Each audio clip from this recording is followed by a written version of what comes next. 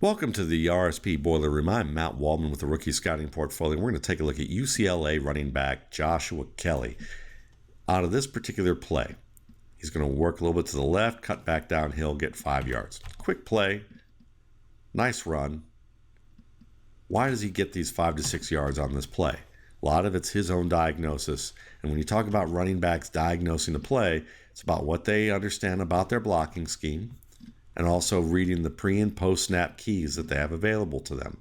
Well, we're going to dive into some of those pre and post snap keys. First of all, we're going to technically call this a 14 personnel set, because you have this wide receiver who motioned to the wing back here. That's one wide receiver. Then you have one tight end, Then you have the second tight end on the outside to the right, third, fourth, and then you have your right tackle. So you have 4 tight ends, 1 back. That's 14 personnel.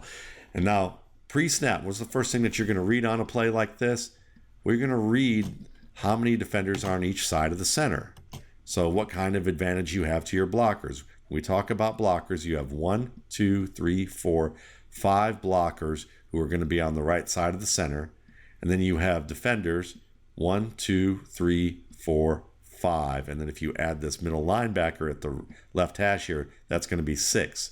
So, but excluding the ball carrier, you have 6 defenders to 5 blockers, and then you can count also this wing back who's going to work across. So really you have a 6-on-6 scenario, and you have the running back also added in there. So you really have a 7-on-6 scenario in this particular play that would be an advantage for the running back. But why doesn't he go to the right if that's the case? Because he doesn't go to the right where there's that 7-on-6 advantage.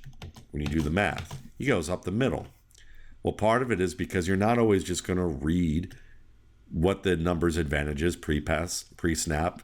You have to consider the post-snap situation. Well, when you look post-snap, as he begins to approach the exchange point, there's penetration where he wants to go towards that right side. Okay. He also, looking at this as he begins to take the exchange, because there's that penetration to this side already, and it's kind of deep in the backfield, he sees that flash, and he doesn't want to risk working to that right side.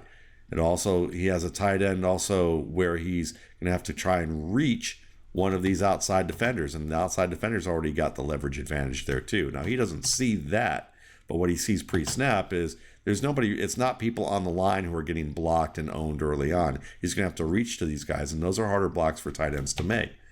So when he sees and feels that internal penetration probably to the right here as he takes that exchange, he decides at this point that he's going to go to the left.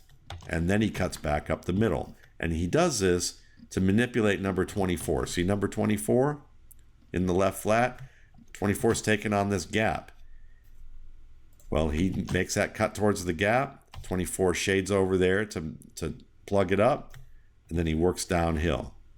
Now, how does he know this is going to work out? Well, first of all, let's again look at what we have pre-snap. Center, left guard, left tackle. This wing back's going to work over here, so it doesn't matter. So you've got 1, 2, 3, and counting the running back, 4 players against the tackle, the end, linebacker, and cornerback. So you've got 4 on 4 in this particular situation. But then, of course, you can add in this linebacker, and you have a 4 on 5 disadvantage. So by the numbers, you probably wouldn't go to this left side, except for the fact that post-snap, he starts to see the penetration coming here and realizes that maybe this is not as good of a situation. So now it's up to Kelley to be able to make the defense move in a situation where he can manipulate them. And he does that very well here, because what he does is he takes his first step and he reads the outside shade against the center by the defensive tackle. He also sees the defensive back covering this gap. He's got a good double T. He's got 2 on 2 right here, and they're doing a good job of being able to close in the end and the linebacker here. So what he does is he takes a nice little jab step right there, points towards that side. That influences 3 defenders, okay? That influences this end, this tackle on the center. It influences the cornerback. And then because the linebacker already being influenced by the key of the wing back number 14, he ends up getting blocked out right here. And so what ends up happening is you get that little dip outside, allows 93 to work to the outside when he was initially inside. Center's able to turn him, and then the running back's able to split both guys. Because watch the middle linebacker first. Middle linebacker reads the situation, sees the quarterback's back to the left side. Usually that means the play is going to go to the right. The second key he's looking at is number 14, going to the right.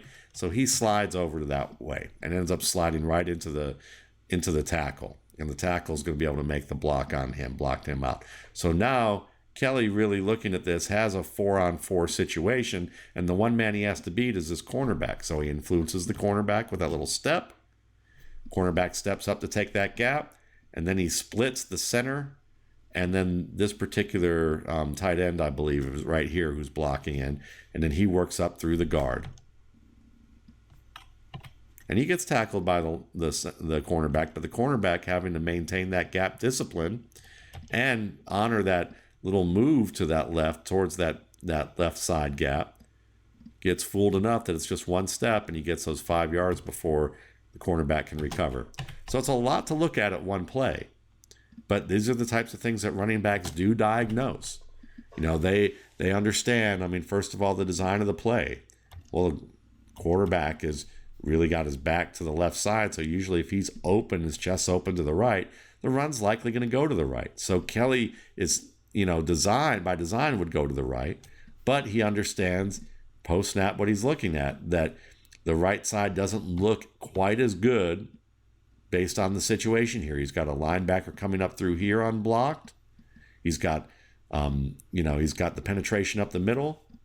So he manipulates the left side just with a little step downhill. Very efficient. A lot of calculation here going on in terms of what you have to practice and be aware of as a runner and make it look instinctive. And that's exactly what he does here. It's an intuitive run too, because it's all that information at once in order to just make that one little step like that intuitive to press the outside and cut back downhill. That's great stuff.